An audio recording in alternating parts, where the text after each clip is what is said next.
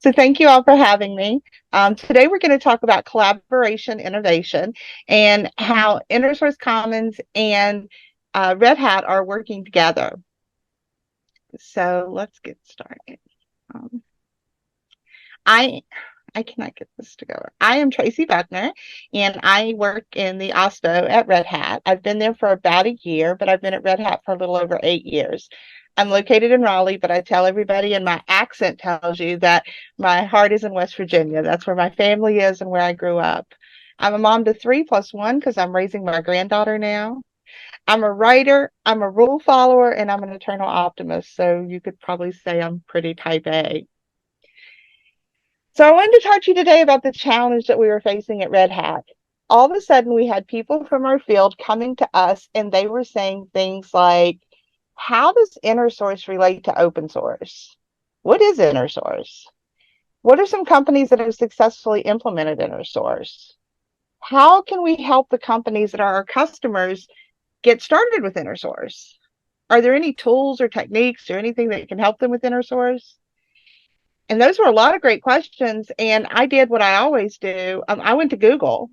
And so I Googled inner source and I came across inner source commons and I was immediately fascinated. I love research and I love reading and I love learning. So this was right up my alley. And I started looking at inner source commons and was just amazed at the information that they had. And I mentioned it to my boss, and my boss said, oh, yeah, they've been reaching out to us to collaborate. We should work more with them and see how we can collaborate with them. And I was so excited that our paths had kind of came together and we were able to work with inner source commons. And so when we first got started, the solution was that InterSource Commons had all this great information and it was tactical. You could put it to work. They had the patterns, they had success stories, they had step-by-step guides. And I thought that was fascinating. Red Hat doesn't really do that. We have a lot of great information about open source and we can share with you lots of information about open source, but it's not always as tactical as it needs to be. It's not in step-by-step format. And so I thought that we could form a great partnership and come together and share the benefits of open source along with inner source and how the two can kind of marry together. So the plan was, as we came together with Russ and Guillermo and some others, to focus on transparency and collaboration. We wanted to share what we had and what we needed from each other. And by doing this, we ended up building kind of an inclusive community. We were all had a shared purpose. We were both interested in learning what the other was doing and what the other needed. And so we became a sort of community on our own. And then we wanted to release updates frequently. We don't want to just keep things to ourselves. We want to be able to share things frequently because we know that people need them now. Now's when the questions are. As we looked at our plan, we realized that some of these words seem familiar, at least to me.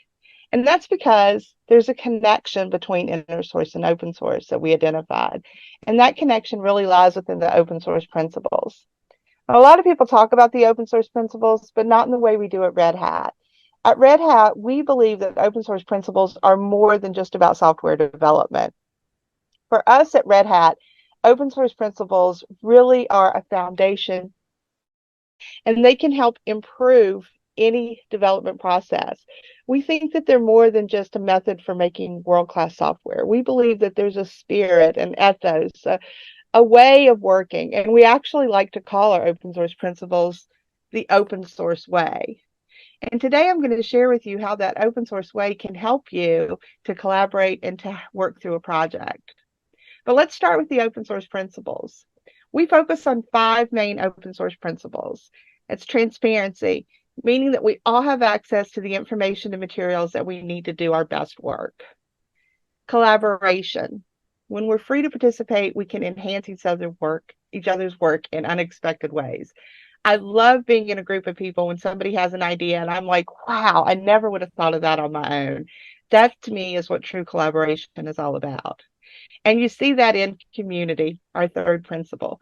I'm a big proponent of community. I love community. I believe that shared values guide in the decision making and that community goals supersede individual interests and agendas and really help to promote a great idea. We also focus on inclusiveness. Good ideas can come from anywhere. And I think that's so important, especially when you're a newbie to a community or to a company. It's great to know that a good idea can come from you in the same way that it can come from an expert. And also, release early, release often. We all know that rapid prototypes can lead to rapid discoveries, and it's a great way to fix bugs quickly. So how did that work with Red Hat and InnerSource Commons? Well, first of all would be step one, transparency. During our first calls, we were just sharing opportunities and challenges openly. We were truthful and honest with each other. This is the challenge we face. This is the questions we have. And we sort of did a show and tell to listen and to learn and to grow from each other. What do you have available? What do you do with your content? Where's your documentation stored? And then we began talking about some collaboration opportunities. That was step one. Well, that led us right into step two of collaboration. We reviewed the content that was available, and we did started to define gaps. What do we have? What does Red Hat have that maybe InnerSource Commons doesn't have but could use? Similarly, what does InnerSource Commons have that Red Hat doesn't have? And how could we work together to put those things together and plan for next steps? As we were doing this, I said earlier, we began to form a community. And the community was formed because it was a safe space. We all felt safe talking, we all felt safe sharing, and it was immediately apparent that we were growing together. We also started to determine the ways to work. Are we going to meet every week, every other day? And we had a social contract. Maybe it wasn't written down, it wasn't an official code of conduct, but we all knew how we were going to work and what we were going to share and what our purpose was. We also wanted to start thinking about how, if, and when to add new members. What did that mean and what would that look like to us? That was our introduction to our small little community. We also wanted to think about inclusiveness, step 4. We want to encourage contributions from people with diverse backgrounds and experiences. We all work with lots of different people, and we know how important it is to include them in our conversations. We wanted to be sure that we avoid discriminatory or exclusionary terms and be mindful of culture or gender-sensitive language. And most importantly, we wanted to be open to suggestions and feedback from members or potential members.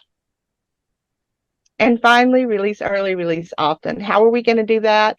Well, that would be simple. We would divide the work into smaller, manageable modules so that we'd be able to quickly release content and make it available on the InnerSource Commons site or redhat.com. We also wanted to establish feedback mechanisms to collect input early from users. We wanted to know if the information was valuable and if they were using it. And then we want to review the progress and processes often to make sure that we're using the best practices and that we're following those best practices in releasing. Well, that sounds great, Tracy. It sounds like you're on a great path with InnerSource Commons and you have a great path ahead for what you're going to do, but well, what's in it for me? Why are you telling me this today? I'm so glad you asked. There's so many benefits to the open source way or using the open source principles, and I want to share just a few of them with you. First of all, it builds strong communities. By making content transparent, it builds trust and it encourages open communications. You'll hear a lot of people say that they want to destroy silos or break down silos. I don't like that terminology because to me, if you're breaking down a silo, you're getting rid of something. You're getting rid of information. And let's be honest, people are going to build silos. They're going to come together because that's what people do. We don't want to break them down. We want to open them. So I really think we need to change our language and say open silos. By building strong communities, that leads to opening those silos. It also can help reduce the cost of training. I don't know if any of you have experienced this, but I have looked for a document for hours sometimes. I know I've seen it. I know somebody stored it somewhere, but I don't know where. And we have so many places to store things. And I just spend so much time looking for it.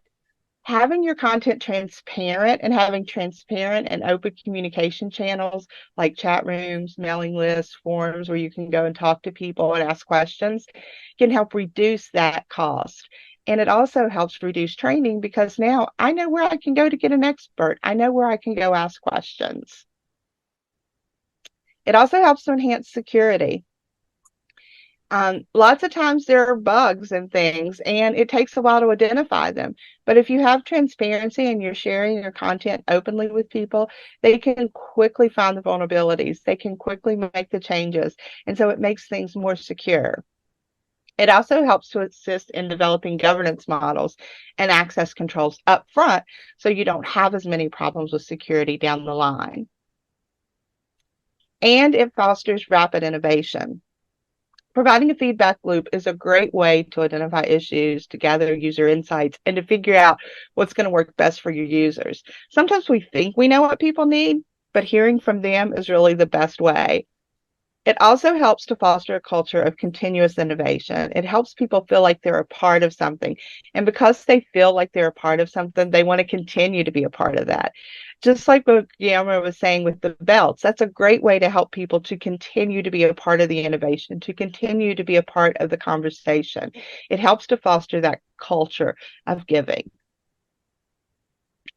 So I've said a lot today, and I could say a whole lot more. Once I get started talking about the open source way, it's hard to get me to stop.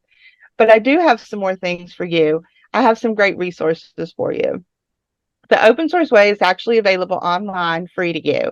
There's a link here that you can follow. It's a guidebook. I think it's a little bit academic, and so I strongly recommend that you search it. If you're looking for community, if you're looking for contributions, if you're looking for a particular role, do a search and find it that way. It's a great book, and if you have time to read it all, I strongly recommend reading it. And I have to give a plug to InnerSource Commons, who's taught me so much over the last few months. The learning paths are excellent, and we've shared them with our field teams to learn as well. And InnerSource patterns are phenomenal. I can't wait to help implement something like this at Red Hat with open source. I think that the patterns are a great way to share successes as well as to share how they were used. I think it's just a great tool. Some other sites that I want to share are Getting Started with Contributing, because I always like to plug getting involved in an upstream community. Also, Open Practice Library, which is kind of similar to the patterns from InnerSource, and it focuses mainly on the open source principles. So that's a great resource as well. And finally, the open organization, which can tell you how you can use the open source way in your organization to help make your organization more open. It's also a great resource for making projects more open, so you can pare it down a little bit and not just think about the organization, but about a particular project you're working on as well. Before we leave, I want to give you a call to action, because I always feel like I leave presentations and I'm like, okay, now what do I do? I've got lots of information, but what do I do with it? Well, first of all, I want you to share. No, actually, I don't. I want you to use the open source principles. I want you to think about transparency, collaboration, communication, community, uh, and inclusiveness, and rapid releasing early, releasing often in all that you do, not just in your projects at work, but in everything that you do with your communities. And I also want to convince you to participate in upstream communities. You don't have to be a coder to participate. They need people who don't code as much or maybe more than the people who do code. And finally, evangelize InnerSource Commons. We have some great things coming with our collaboration with Red Hat, and we would really love it if you would help evangelize InnerSource Commons and encourage people to come visit and see what's next. Thank you all very much.